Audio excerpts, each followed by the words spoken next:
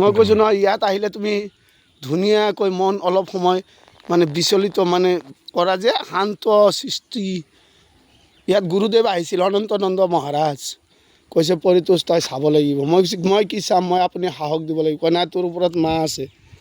সেইকাৰণে মোৰ মাৰ থাপনা যে মই খুব মূৰ্তি পূজা কৰোঁ, কিন্তু থাপনাত এইবাৰ গামোচা বহাম আৰু তাত জবা ফুল লাগিব।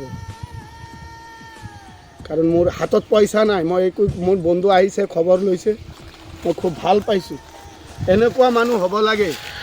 আৰু এনেকুৱা মানুহক যদি কোনোবাই বধ কৰিবৰ কাৰণে খাকী পোচাক লগাই, এইবিলাক সংস্কৃতি থকা মানুহ, বিখ্যাত মানুহক যদি বচাব নোৱাৰা, তেনেহ'লে কিন্তু বিশ্বযুদ্ধ পৃথিৱী হিলি যাব।